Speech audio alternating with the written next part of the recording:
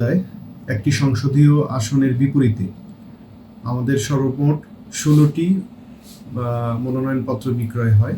আমরা নির্ধারিত সময়ের মধ্যে ১৫টি মনোনয়নপত্র জমা পেয়েছি।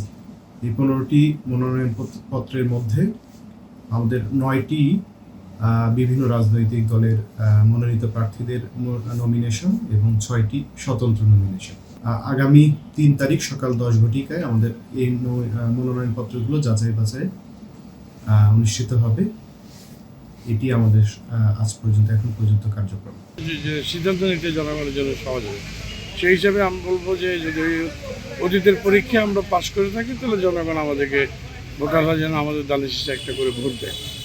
পাশাপাশি আমরা নির্বাচিত হলে প্রথম প্রায়োরিটি হলো এই অঞ্চলের স্থায়ী শান্তি প্রতিষ্ঠা করা, দ্বিতীয়ত হলো এই অঞ্চলের সাম্প্রদায়িক সম্প্রীতি রক্ষার্থে আমরা কাজ করা, পর্যটন লেভেলটাকে অনেক উচ্চ মাত্রায় নিয়ে যাওয়া, যাতে করে এখানকার পর্যটনের আয় দিয়ে দেশের একটা বৃহত্তর আয় ইনকাম ব্যবস্থা হয় এবং এই অঞ্চলেও প্রত্যেকটি সেক্টরের মানুষের উপকার হয়।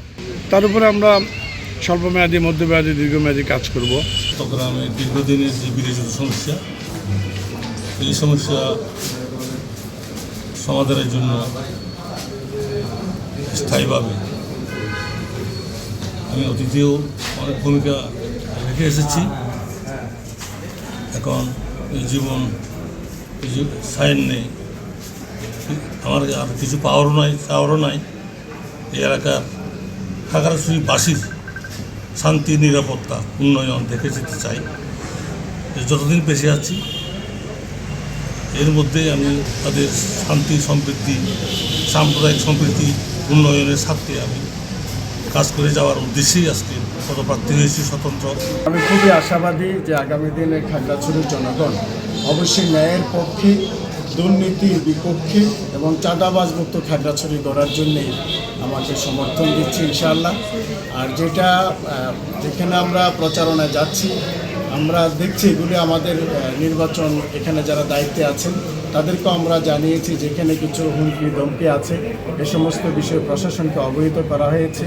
আর নিরাপত্তার প্রশ্নে আপনারা দেখছেন আমাদের নির্বাচন কমিশন বলেছেন প্রার্থীদেরকে ওনারা প্রয়োজনীয় নিরাপত্তা দিবেন। আজকে আমরা নমিনেশন পেপার জমা দিলাম, চূড়ান্ত করার পরে আমরা পাশাপাশি আমাদের নিরাপত্তা চেয়ে প্রশাসনের কাছে হিলটেক্স এবং প্লেন ডিস্ট্রিক্ট রাজনীতি কিন্তু আলাদা আছে, এটা আপনারা সবাই স্বীকার করেন।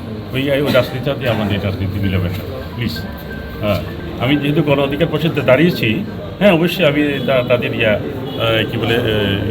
সব কিছু আমি জেনেছি।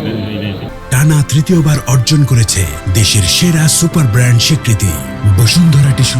আমি যদি জয়যুক্ত হয়ে আসতে পারি, আমি একটি আধুনিক, অসাম্প্রদায়িক ও শান্তির খাগড়াছড়ি আপনাদেরকে উপহার দিতে চাই। তাছাড়া আমি পিছিয়ে পড়া নারীদের জন্য অর্থনৈতিক ও সামাজিক উন্নয়নের জন্য কাজ করে যেতে চাই।